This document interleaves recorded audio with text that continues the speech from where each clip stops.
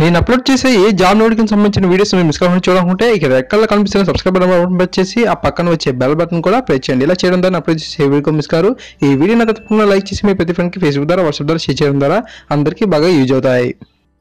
Hi guys, the Mahesh. Friend, ఈ రోజు మనకు నవ తెలంగాణ న్యూస్ పేపర్లో మనకు డిఎడ్ అభ్యర్థులు ఎవరైతే ఉన్నారో వారు 40% స్కోర్ కనుక చేసిన వారైతే తప్పకుండా తెలంగాణ టీఆర్టీకి అప్లై చేసుకోవచ్చు అని చెప్పి హైకోర్టు చెప్పడం జరిగింది.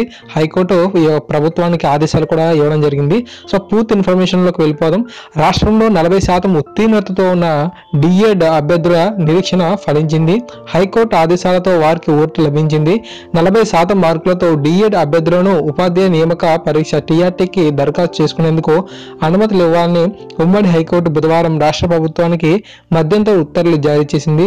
దీంతో 40%తో ఉత్తీర్ణులైన డిఎడ్ అభ్యర్థులు ఊపిరి పీల్చుకున్నారు. 8792 పోస్టులతో ఈ యొక్క టీఆర్టీ నోటిఫికేషన్ అనేది అక్టోబర్ 21న టీఎస్పీఎస్సీ రిలీజ్ చేసింది. అయితే ఎన్సిటిఈ మార్గదర్శకాల ప్రకారం జనరల్ అభ్యర్థులు 50%, ఎస్సీ ఎస్టీ బీసీ వికలాంగులు 45% మార్కులతో ఉత్తీర్ణులైన వారే ఎస్జిటి పోస్టులకు దరఖాస్తు చేసుకునేందుకు అర్హులు. కానీ జనరల్ అభ్యర్థులు 45%, ఎస్సీ ఎస్టీ బీసీ వికలాంగులు 40% మార్కులతో ఉత్తీర్ణులైన అభ్యర్థులు కోర్టును ఆశ్రయించారు. ఎన్సిటిఈ నిబంధనల ప్రకారమే జనరల్ అభ్యర్థులు 45%, ఎస్సీ ఎస్టీ బీసీ వికలాంగులు 40% మార్కులతో డిఎడ్కు అర్హత కల్పించాలని అభ్యర్థులు కోర్టుకు నివేదించారు.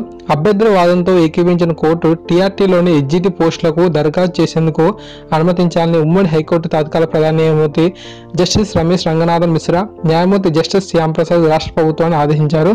దీనిపై కౌంటర్ దాఖలు చేయాలని కోరారు. టీఆర్టీకి ఆన్లైన్లో దరఖాస్తు గడువు ఈ నెల 30వ తేదీ వరకు ఉన్న విషయం తెలిసిందే. సో ఫ్రెండ్స్, ఈ విధంగా మనకు ఈ యొక్క సమాచారం అయితే రావడం జరిగింది. మీరు కనుక పరిశీలించినట్లయితే మనకు ఈ 40% డిఎడ్ అభ్యర్థులు ఉన్నారు కదా, సో వీరికి మనకు గతంలో అంటే ఈ యొక్క తెలంగాణ టీఆర్టీ నోటిఫికేషన్ రిలీజ్ చేసినప్పుడు అయితే అనుమతి అయితే ఇవ్వలేదు. సో అప్పుడు మనకు పర్సంటేజెస్ ఏ విధంగా ఉన్నాయంటే జనరల్ అభ్యర్థులకు 50%, ఎస్సీ ఎస్టీ బీసీ వికలాంగులకు 45%తో ఈ యొక్క టీఆర్టీకి అప్లై చేసుకోవడానికి అప్పుడు టైం ఇవ్వడం జరిగింది. వీరికే ఇలాగా అప్లై చేసుకోవచ్చు అని చెప్పి చెప్పారు.